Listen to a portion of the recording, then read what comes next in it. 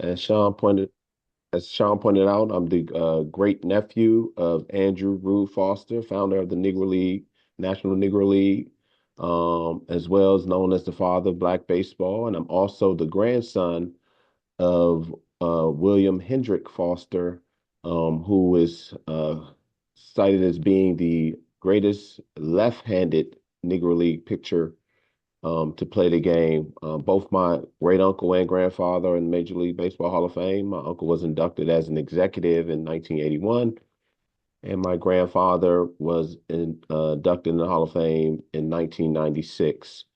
I am the president of the Foster's Legacy Foundation, which is just a foundation, a nonprofit foundation honoring the legacy of my uncle and my grandfather. And we're just trying to enhance the lives of people in my community through the sport of baseball. So yeah, that's I'm a native Washingtonian, born and raised in the DC area. I'm currently working actually as the chief of accounting and payroll services in the city of Baltimore. And yeah, that's married, two kids. Um, that's my that's basically uh, my bio. So I'm just happy to be here. Ted, you want to kick it off? Sure.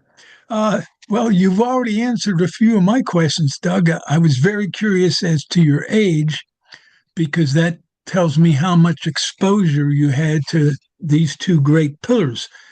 And it sounds like Willie is someone you probably knew to a degree, I hope.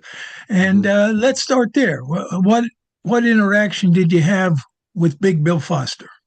Okay, so my grandfather, actually spent summers with him as until he passed away in 78. Obviously passed away when I was 7 years old, but I used to always go up there. My father used to take me up to Mississippi and visit him on the summer, and like my memories of him was great. I mean, we would always throw the baseball, throw baseball. He loved fishing. He had like a little lake out back where he lived, so we would go fishing and stuff like that. And he was just, what I remember my grandfather. He was just he was a competitor, but he was a comedian too. I always tell.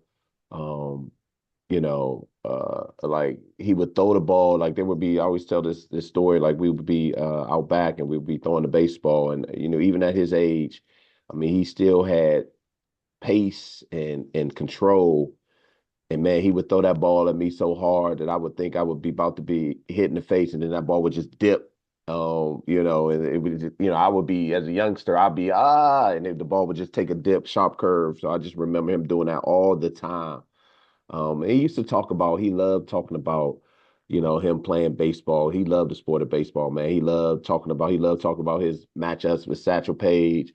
He swears he has a winning record against Satchel Paige, but I think there's no way to confirm that. But hey, if my grandfather said he had a winning record, then I'm going to say he had a winning record. But yeah, so we used to always, I visited him for about, I remember going there at least 5 summers and just enjoying just talking to him. And we used to have a good time up in Mississippi. You were only 7 when he passed, so you probably didn't get into issues that I'd be very curious about. He was a great educator, coach, developer of minds. Uh, and did he get any hints of that when he was alive? Oh, absolutely. I mean, again, he used to try to, educate me on the sport of baseball, even as a little kid, even though for whatever reason, I wasn't that interested in the sport. I was a basketball, football kind of guy, but he always used to just, try to show me how to pitch and things of that nature. And then just for speaking through my father, obviously, my father always shared about how all he did was he just loved the sport of baseball. I mean, he just talked it on a regular basis. He loved, obviously, he was working as I think, the dean of at Alcorn State, and he was head of baseball coach there at Alcorn State, and he just loved just trying to just educate the kids on just how to be a baseball player, how to do all the right things. So yeah, I mean, he lived and loved the sport of baseball. And do you have a good grasp of how many years he coached at Alcorn State? Um, obviously, I mean, you could look it up. But I mean, he coached. He was the dean there for, I believe, about 5 years or so. But I think he was a coach there for well over that. So, yeah, he just loved being, he just loved educating people. Anything he could do that included baseball, he was just all for it. And one other question on your grandpa. Uh, did he prefer, I mean, was he known as, or do you have knowledge of Big Bill or Willie? Did he have a preference? Yeah, he liked Willie. You know what I mean? That's what I used to call Grandpa Willie, so he liked Willie. The big Bill thing, he was, he I mean, he knew he was a great pitcher, but he was kind of, pretty shy when it came to that, but he liked Willie. Okay. And now this one's probably over all our pay grades. However, my favorite Negro League player is a guy named Rap Dixon. And Rap was a teammate of Willie's in California in the 20s. Uh, Most famously in 1926 through 27, that Winter League team had a pitching staff that included your grandpa, Andy Cooper, and Bullet Joe Rogan. Wow. And doing the catching was Biz Mackey. At shortstop is Willie Wells, and Turkey Stearns in the outfield with my friend Rap. Any knowledge or stories or any factoid about his life in California Winter League? No, not really. I don't, other than just what you can, obviously could pull up on the internet, but um, I'm not surprised. I mean, my grandpa was a part of some really, really great teams. Okay. I mean, I think you talk about one of the greatest teams, they say, ever in the history of baseball is the Homestead Grays. I believe that 1931 team. And my grandfather was a part of that. I mean, he was that, him, Satchel Paige, Josh Gibson. I mean, with so many great players on that team. So yeah, I mean, I think he's probably the least known pitcher in the Negro League that was, who was just a great, great pitcher, So I'm not surprised that, he was part of a great team because he's been part of several great teams. Yeah. And the his record in California, oh by the way, was 24-1 over Mm. 4 or 5 seasons. I'd love to know who beat him. Uh, but I know you probably don't have that knowledge. I see Bob Poet in the audience. He may be able to add some clarification there. Uh, you got some questions, Sean? Yeah, but Bob has a question first, so I'll go to his question. So he says Rube and Willie were brothers, but far apart in age. Did they grow up together at all? Oh, their relationship is complex, I'll say, to say the least. So they didn't really grow up together. Obviously, they're half brothers. They didn't really grow up together. And my grandpa father really didn't, really had issues with Rube because my uncle really didn't, you know, bring him along, so to speak. My grandfather was always wanted to pitch, and Rube kind of ignored him. It was only until my grandfather started having success in another Negro League that Rube kind of used his influence to bring him on to the Chicago Giants. Because my grandfather didn't really want to pitch with Rube, so there was a lot of their relationship was complex to say the least. Mm-hmm. Mm-hmm. So for the guests that's on, I gave you guys an opportunity to talk. So if you have a question, you don't have to put it in the chat now because I figured since it's only a few people on, so I allowed you guys to be able to just freely ask your questions.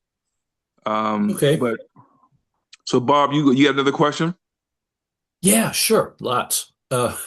First, Um, is that a Doug? Is that a replica Chicago American Giants jersey you're wearing there? And if Yeah, it is, absolutely. can you let us see it a little bit?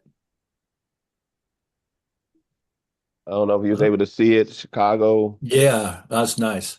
Yeah, Yeah. the one thing about the Negro League, they had the best uniforms by far. Mm, I agree. Agreed. I like that Agreed. oh, there's a lot of them. Uh, the Elite Giant one with the pinstripes and the lettering across without the tail.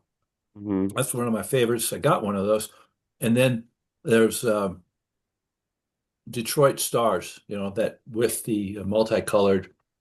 I mean, I think it's what the third letter, fourth letter Hmm. that's offset. You know the one.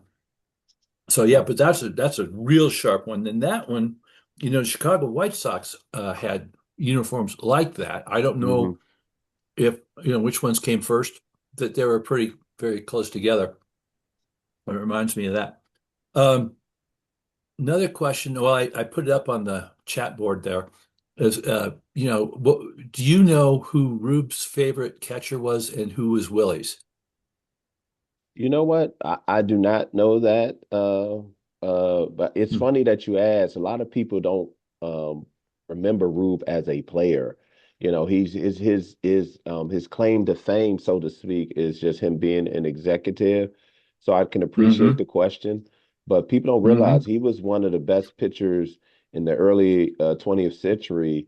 And I mean, I think that there's I mean, there's obviously it's hard to confirm, but he's reportedly won like 44 games in a row as a pitcher for the Negro League. I'm not as a pitcher, so but people don't, his claim to fame isn't from pitching; it's just from him being an executive and a coach, which he was, obviously he was incredible at. So, but yeah, to answer your question, I'm not familiar with their favorite catchers. Um, Mm. yeah, but I appreciate the question because people don't really recognize Sure. Rube as a player. They just talk to him as an executive or coach, which he was great at as well. But he was a great pitcher Right. too. You know who's been talking about him as a player a lot lately is Phil Dixon on Oh, YouTube. okay. He's got a daily podcast he goes for about a half hour. I try to get a Hmm. stretch for an hour, but he doesn't go for that. But Hmm. he's every day he's out Yeah, there at some time, yeah. Phil and is probably he one of the talks. he's probably one of the greatest proponents of Negro League baseball there is. I mean, I love Phil, man. That's all man. Me too. He's such Hmm.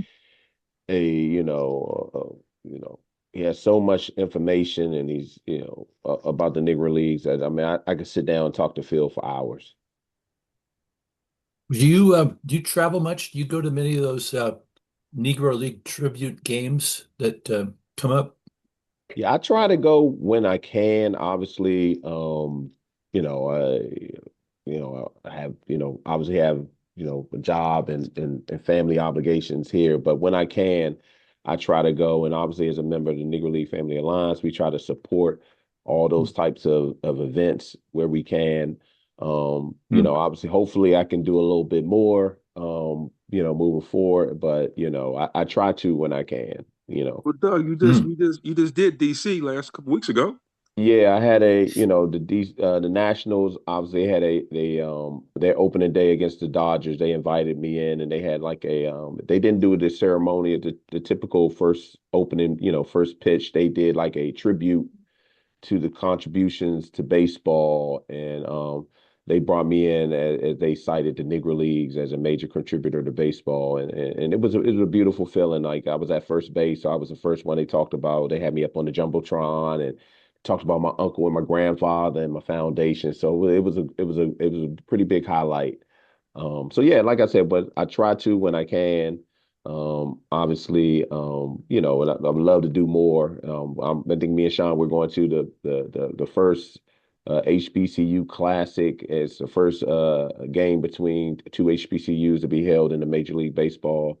It's going to be held at Wrigley Field. The first game to be held at a Major League Baseball field. That's next weekend. So, we last week actually I had the hosted the baseball classic. in DC at the Nats Junior Stadium. So, I try to do, where I can, I try to participate and be a part of it. So, but obviously I would love to do more. Doug, You, could you go ahead. elaborate a little bit more on the Foster Legacy Foundation? What activities do you do? Yeah, so obviously I created the foundation a couple years ago just to honor the legacy of my great uncle and my grandfather, because they, what my uncle did by creating Negro League, obviously it's just to highlight, Negro League baseball, but it was just to enhance the lives of others in the Black community. So I'm trying to do the same and honor their legacies and, just, several things, just trying to, hopefully do activities that will, increase the interest in baseball in African American communities. Because the one thing I think my uncle would be very disappointed at is the lack of Black players in the sport of baseball. I think, Amen to um, that. yeah, I think I think the reason he created the Negro League was just to showcase how good African Americans baseball players were and how they could compete with anybody. And he did a great job in doing that. So I think he would be disappointed in the lack of participation in the sport. So I should try to do things, partner with the Negro League Family Alliance to try to just to hopefully increase the interest. And then it's just do other things just to try to just try to enhance the lives of people in underserved communities. So whether it's in the area of mental health or just community uplift, or one of the things that obviously we try to do as well is try to do on help people make entrepreneurship because that's one of the things that people don't realize like Negro League Baseball, how much of a boom in the economy it was in the communities in which they played in. I mean, it created so many jobs, so many opportunities, so much money for those who were in those communities. So it's again just trying to showcase those things and highlight those things in the communities. Speaking of the Negro Leagues Family Alliance, uh, one of the items that I think needs more attention, and we spoke briefly before the meeting, more Negro League players in the National Baseball Hall of Fame. Do you see a role for the Family Alliance in that movement? Oh, absolutely. And Sean can also touch on this. I think one of the things that hopefully the Alliance does is create a place or at least where other descendants of Negro League players can come and share their stories so we can advocate for them as well. I think the beauty of, and I think like we said, we talked about this earlier, Ted. I think the beauty of, you know, organizations like the Negro League Family Alliance, the Jobs Gibson Foundation, my foundation, and others is that we're at least having a conversation about Negro League players. And I think the more conversations that we have, the more interest is given to like Negro League players, and we've come a long way. Now you have Major League Baseball including, stats of Negro League players, and so that just didn't happen overnight. That just happened just from years and years of just people like Josh Sean and his organization, the Negro League Family Alliance. So we just want to be a home for people to come to and share, their stories, their family, members, and how, their time in the Negro League, so we can be a voice for all of them. So absolutely, the Negro League Family Alliance, I think, is a great advocate for just getting the news out there, information out there about so many Negro League players. 'Cause, I mean, like you said, there should be so many more in the Hall of Fame, but we're getting there. We've making progress, but we still got ways to go. Still have a long ways to go indeed, but the story must be told and There included. you go, Will. And Mhm. the Hall of Fame has to tell it, has to include it. Because by failing to do so, they're only allowing less than half of the story of the game of baseball in America to be told.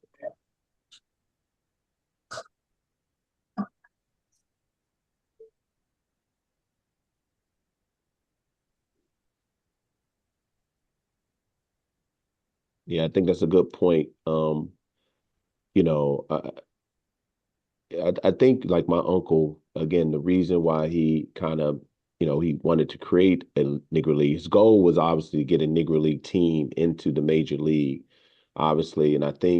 But I think what he did was he laid the footprint and the foundation for how to create a successful Negro League. And I think his success, it pretty much, it pretty much, put a Major League Baseball in kind of like in a bind where they couldn't ignore how great Negro League baseball players were. You know what I mean? So obviously Jackie Robinson is, one of the more popular, um, you know, uh, black baseball players, and rightfully so. But I just think it's because of the work my uncle did and those that followed that created those Negro Leagues that showcase how great Negro League players were, to the point where they had to, Major League Baseball had to allow African American players to play, because people just started saying if you want the best to compete against the best, then you have to include African American players. So I think that's the legacy of Rube, of what he did. I mean, ultimately ended up in opening the door for players like Jackie Robinson to play in Major League Baseball. But to me, it's no question the reason those doors was open was because of how successful Rube was in creating the Negro League. Yep. And for him, although he was passed, to have to wait 10 years to go into the hall from when that door first opened was a shame right there. Yeah, yeah, but I mean, but yeah, but again, we for him finally getting in the Negro League, and then again, people focusing on his story kind of opened up the door to other people's stories, and now it's just now we're still seeing other people Negro League player stories being told. So it was late, but I'm just happy that it happened, and as a result, more stories are being told, more players are being recognized, as they should. They have to be recognized because they were great players Mhm. and they deserve to be acknowledged as such. And again, to your point, I think, like I said, the beauty of, like things like this webinar, Negro League Family Alliance are doing, other organizations doing, just by highlighting the history of Negro League players, it opens the door to, and like I said, kind of put Major League Baseball in a bind where they have to recognize these players if they want any credibility whatsoever. So I just think we're not where we need to be, but we're certainly moving in the right direction. Question How for do we Sean. Okay, how go do ahead, Will. we move it along a little further to grab the Hall of Fame's attention to the point where they have to open the doors? Yeah, I think we just have to keep doing what we're doing, and it's just like you have a lot of organizations that are really focusing on, like, again, me and Sean, we talked about this today. This next weekend we'll be in the first annual HBCU Classic, where you have two HBCUs playing in a major league stadium. Like, first time that's ever happened. I think that kind of attention kind of again brings on the type of interest in the history of the Negro Leagues. You're gonna have other, and I know I'm aware of other major league teams like the Dodgers and Nationals, who are interested in hosting that next year. So it again, as we continue to highlight African American baseball in general, I think the more the opportunity is to speak to the history of African American baseball and its contributions. And I think the more you do that, the more, you get Major League Baseball recognizing the stats. I think, it just it's not happening as fast as we would like it, but it's happening. Sean, uh, Did Bob Poet get muted, or did he leave the arena? Because I'd like him unmuted if we can do that. That Everybody's was me. unmuted.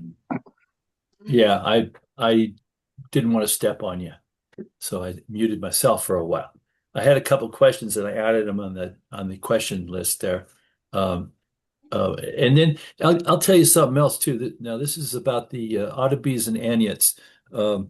Audubys are like Rap Dixon, they ought to be in the hall, and Anyats are like Willie Foster. They're in the hall and yet not recognized often enough. And Sean, even Josh Dixon isn't off. I was in on a conversation, and this is online. They were talking about greatest catchers of all time. And I got to the party a little late on that. There were 140 comments. Not one of them mentioned Josh Dixon. I mean, here's another one.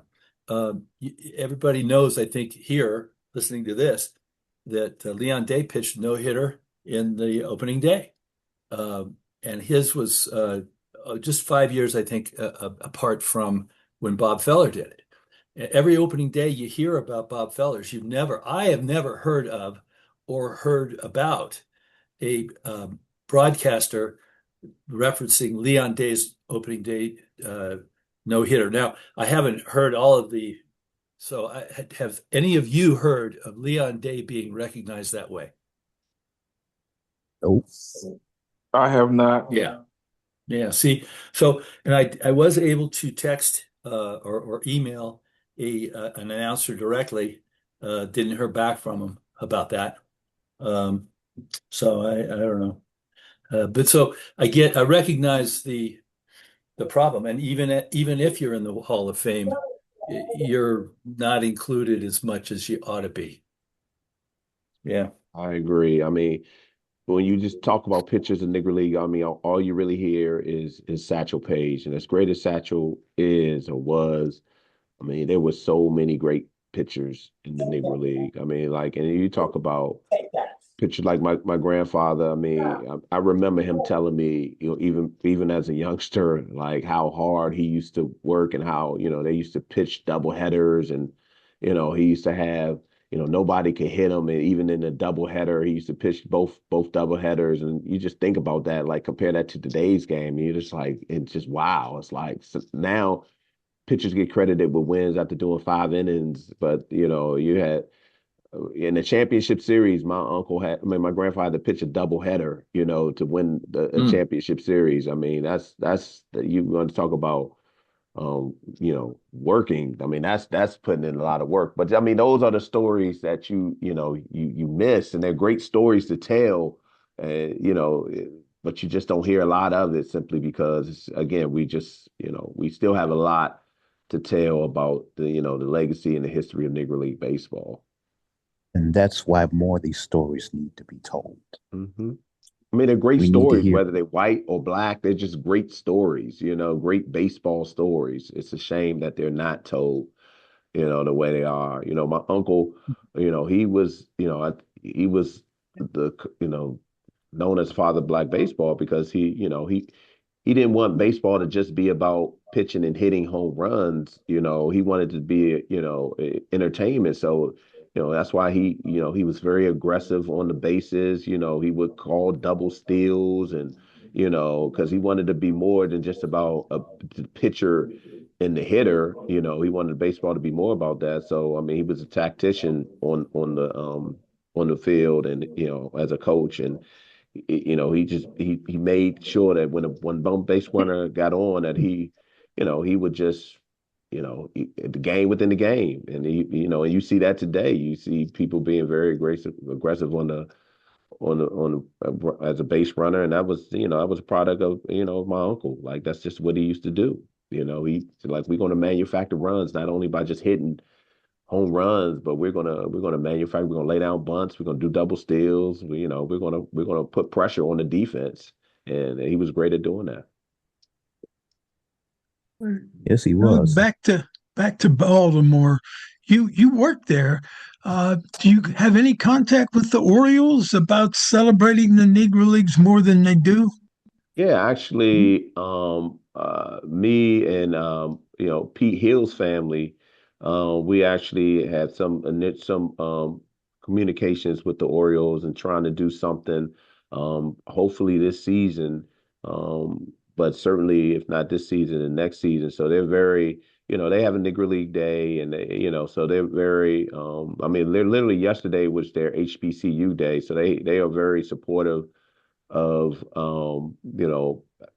black baseball. So we're certainly trying to do something with Baltimore. Yeah, but to answer your question, we've had some conversations, and they're definitely interested. We just got to figure out exactly what it is we want to do, and when we want to do it. So I would just say That's a stay good tuned. example of what needs to be done. You have an organization that has a history, a connection, and expresses an interest. They just need a little shove. Yeah. Yep. Push.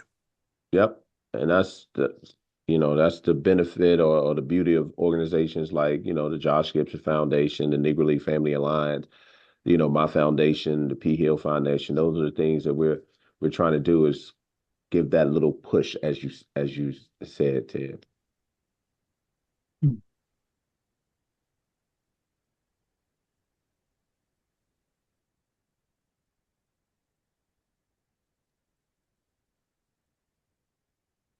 Any I'm other sorry. questions for Doug? Well, I just had that one that you touched on briefly, Doug. Were Rube and Willie ever teammates as players or opponents as players?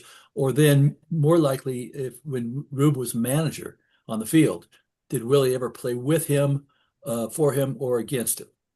Yeah, he played, my father played for Rube for the Chicago Giants. Again, my Hmm.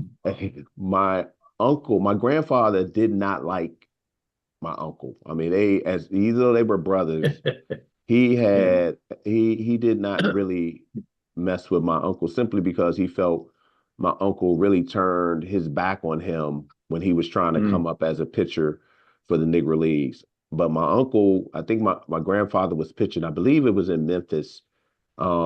And my uncle was made aware of how great of a pitcher my grandfather was. So my uncle used his influence to get my grandfather traded or shipped, however you want to call it, to Chicago so that he could pitch for him.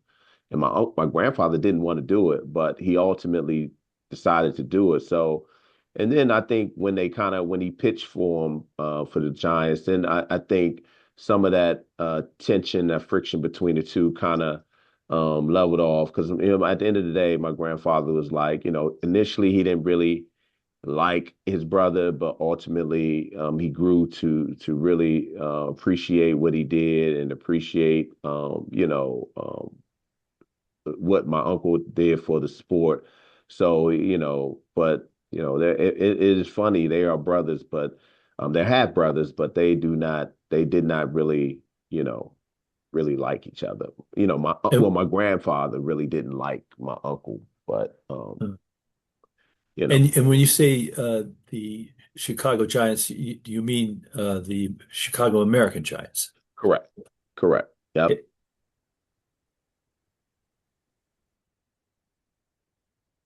It looks like Willie played for Rube at age 19, 20, and 21 Hmm. and pitched pretty well for those Chicago American Giants at a young age. Yeah. Yep. He was, yeah, like I said, he was the one he's cited as being the best left-handed Negro League pitcher that ever pitched. So he was pretty good. I mean, there are some that said he was even better than Satchel Paige. So even to be in that conversation, I think it's just a credit to how great of a pitcher my grandfather was. Like I said, even at the late age, I remember he still had, and again, I was a youngster, so I can't really, you got to take that for what it's worth. But I remember how he used to throw that ball to me. And man, he used to scare the heck out of me. He had so much pace and so much, so much movement on the ball when he was throwing it to me that even at an older age, he was still pretty good at it. Are there any stories in particular that are significant in your mind regarding your grandfather?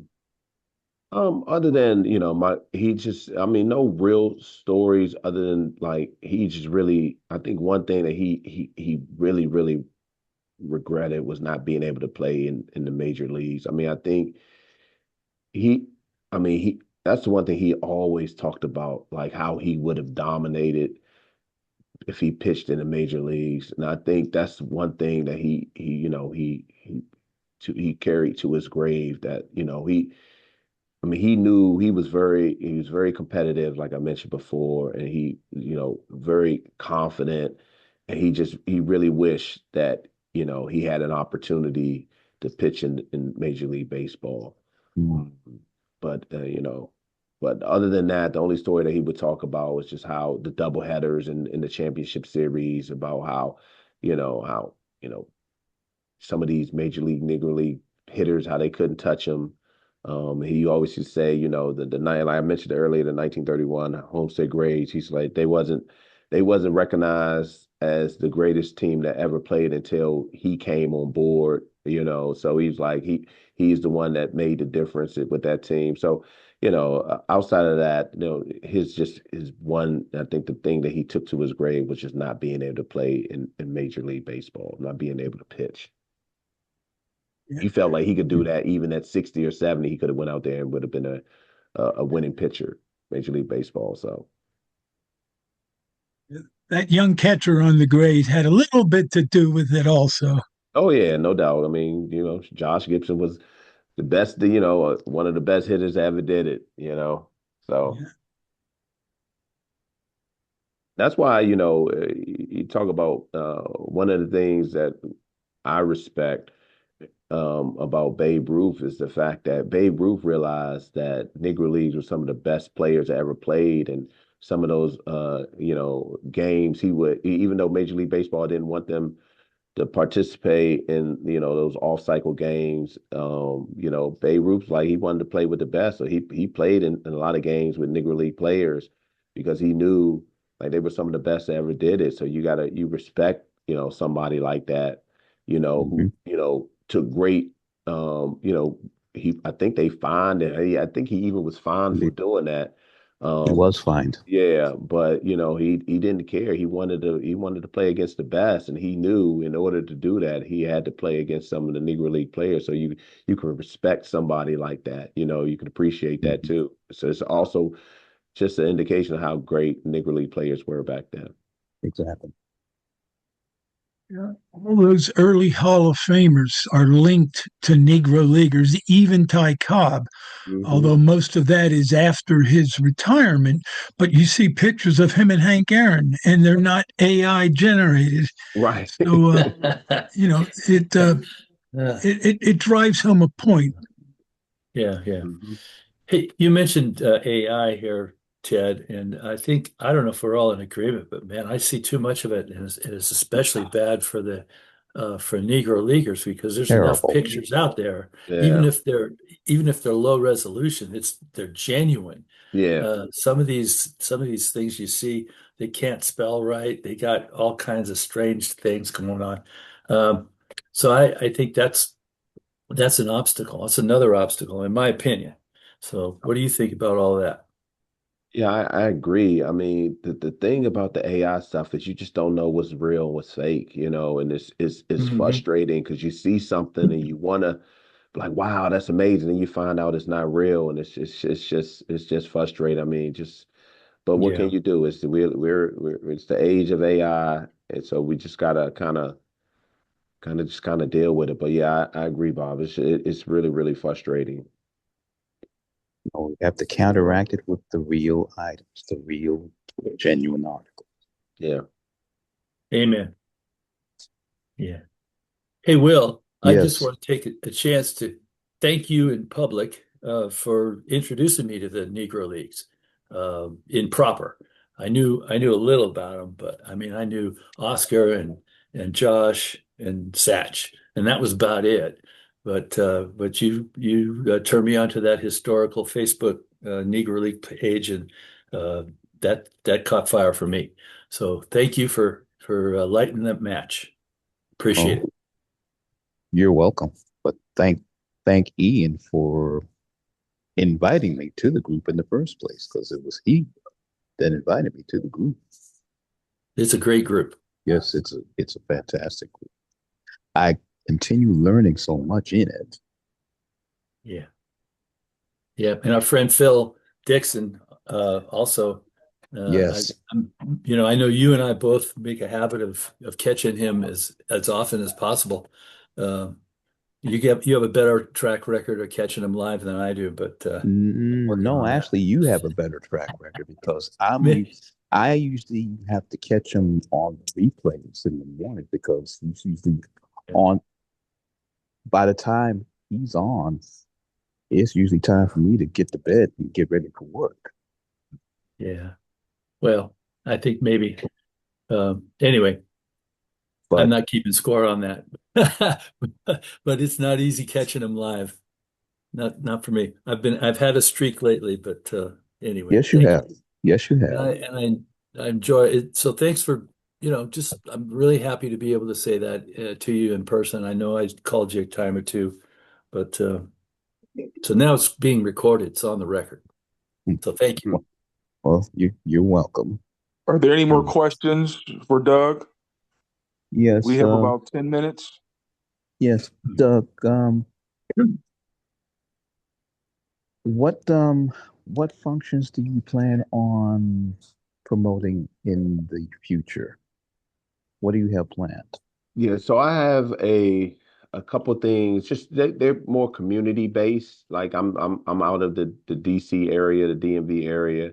So I Hmm. have a few things that I'm partnering with a local a batting cage owner and doing some things just to again trying to highlight and highlight like baseball in Hmm. in the local community here. Hmm. Obviously doing something more bigger as partner with the Negro League Family Alliance. Obviously, we have something we're doing for the All-Star game, All-Star weekend up in Philadelphia. But Okay. a lot of things I have, and I am doing something later this season with the Nationals, hopefully around my great uncle's birthday. I think that's what we're trying to work out. Oh, So okay. a lot of things I'm doing are more locally based, just trying to, do things in the DMV area. Hmm. Um, Again, just trying to enhance the lives of the people in my community through the sport of baseball. So, so I obviously, I'll, we just, like I said, we just literally just had the last weekend the high school classic where we had Baltimore versus teams in the DMV area play Hmm. at the Nats Youth Academy here in Southeast DC, which was a great success.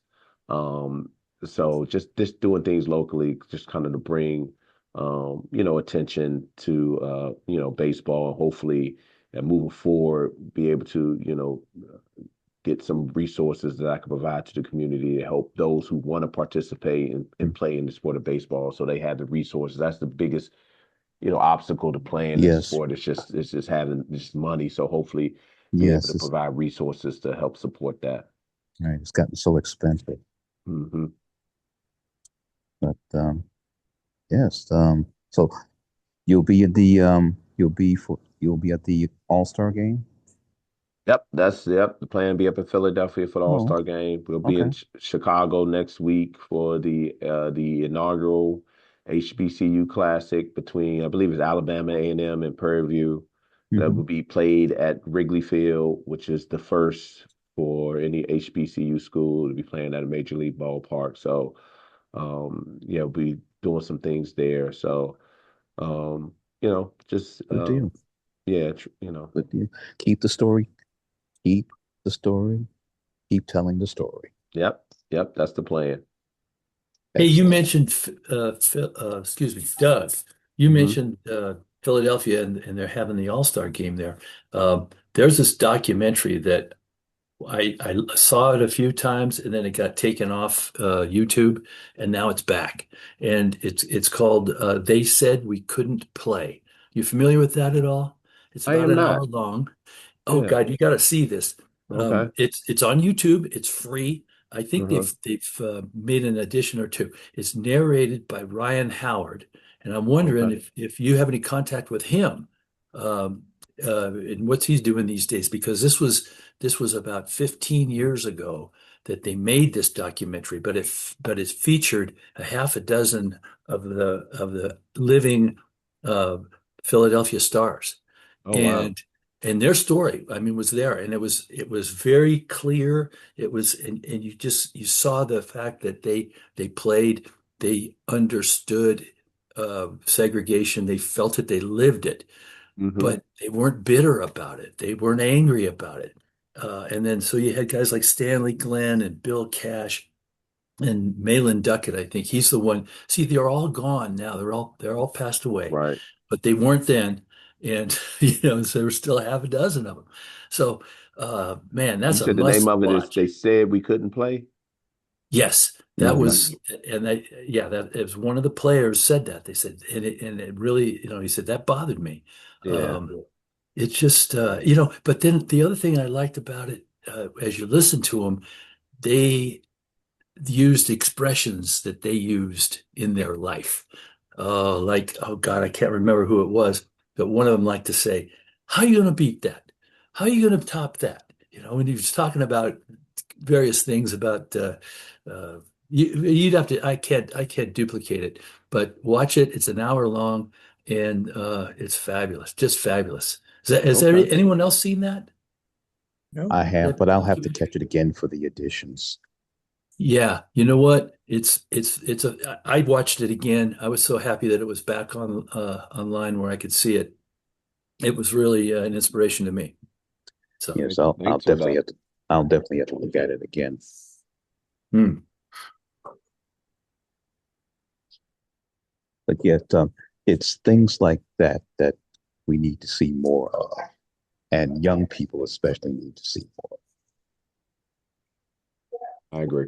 Yeah, agree. Absolutely. All right, we got about 5 minutes left. So we got one more chance. We got at least one or two more questions. Then we can wrap it up if there's any left. Yeah. I just want to thank Doug. And now I'm even more sorry than I was back in the day. I was in Birmingham when you were there, Doug, 3 years ago, 4 years Hmm. ago, and I was in Detroit the year after that, and we didn't meet. So Yeah. I look forward to when we can meet soon. Yeah. Yeah. Absolutely, Ted. And again, I know we said talked about let's get I'll get your contact information. We could talk about Harrisburg. This is only like a couple hour drive from me. So I would and I think you said the event is in July. I don't think I have anything planned. So we could certainly talk about, me kind of like coming in there to help support that function. So yeah, it's a pleasure. And obviously I look forward to meeting you. All right, guys. And as a gentleman, I feel the need to say hi to Florence. Uh, if you wanted to unmute yourself, I'd like to, you know, hear your voice. We're glad you were here in any case. Yeah, everybody was unmuted, so sure, everybody should be able to talk.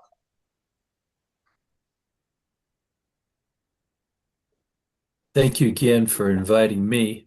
I enjoyed this. I've enjoyed all of the ones I've seen so far. I think this is my third. Um, so thank you again for putting this on. Okay, Sean, much appreciated. Yep. So as we wrap up, again, I want to thank Doug. Excuse me, I want to thank Doug for sharing his stories about his legacy and his family Same and what here. he's doing with his family. Same here. Our next webinar actually will be next month, May 16th, if that's the date, and it will be Bob Luke. Bob Luke, if you know who he is, his title is going to be The Life and Times of a Negro Leaguer and Hall of Famer, Leon Day. So his story will be on Leon Day. Wow. For Okay. Baltimore Black Sox fans. Bob Luke will be our speaker for May 16th next month. Hopefully you guys can join us. And It's that'll on see my you. calendar. All right. So with that being said, Doug, you stay on for a second. Everybody else can jump off. Everybody enjoy their weekend and have a great day. You All do right. the Thank same. you, everybody. I appreciate you. Thank you, Doug, for your presentation. Thank you for your stories. Mm-hmm. Thank you. And looking forward to seeing more of them.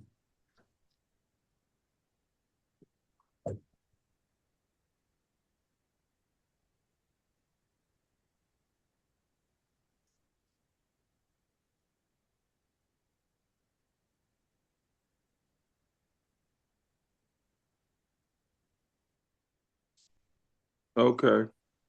Doug, you good? Yep, I'm good, man. Rose came on late. She just came on.